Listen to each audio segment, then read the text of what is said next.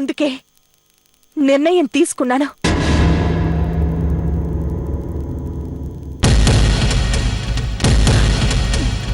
మీ అందరి ముందు చెప్తున్నాను, నేను రామ్నే పెళ్లి చేసుకుంటాను.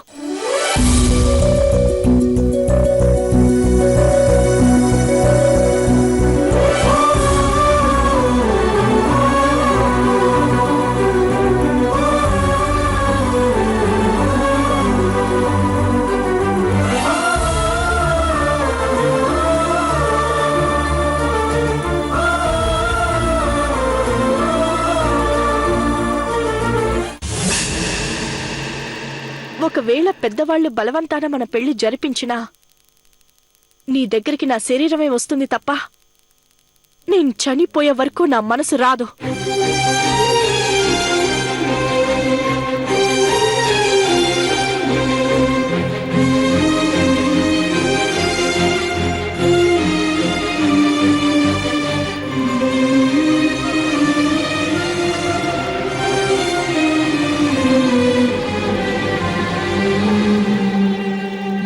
ఏంటయ్యా కృష్ణ, ఇదెక్కడ న్యాయం?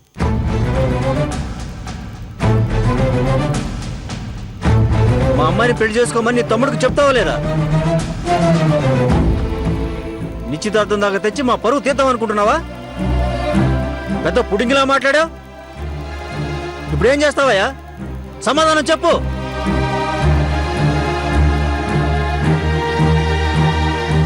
ఏమండి, నన్ను క్షమించండి. ఎప్పుడైతే నా మరదలు నా తమ్ముడిని పెళ్లి చేసుకుంటాను అని ఇంతమంది ముందు చెప్పిందో నాకు చాలా సంతోషంగా ఉంది.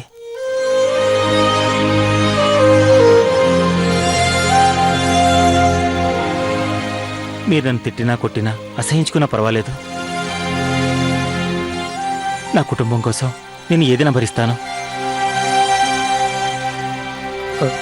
విషయం ఇంత దూరం రావడానికి కారణం నేను. మీరు మీ కుటుంబం బాధపడడానికి కారణం నేనే. కావాలంటే మీ కాళ్ళు పట్టుకుని క్షమాపణ అడుగుతాను.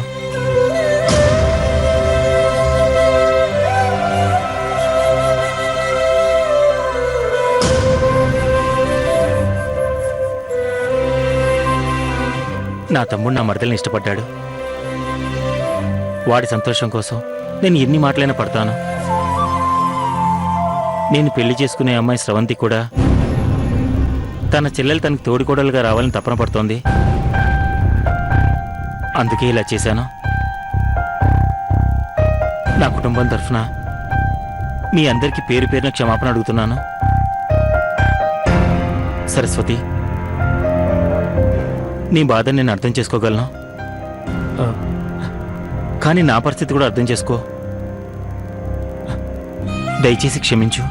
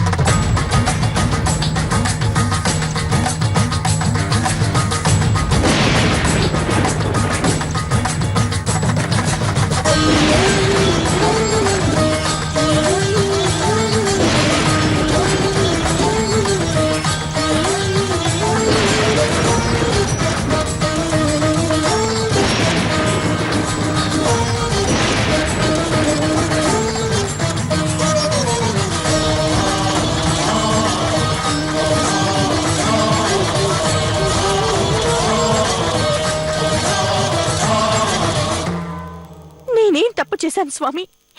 నాకెందుకిన్ని పరీక్షలు పెడుతున్నావు? నాకు ఊహ తెలిసిన దగ్గర నుంచి నిన్నే నమ్ముకున్నాను. నాకు సంబంధించిన ప్రతి విషయంలో నీ మీద ఆధారపడ్డాను.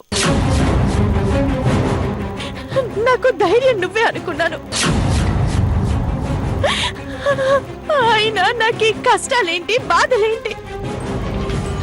నన్నే ప్రేమించే భర్త కావాలని అడిగాను, ఇచ్చావు. కానీ ఆ ప్రేమని భరించలేక దూరంగా ఉంటున్నాను. మా అమ్మని పోగొట్టుకున్నాను.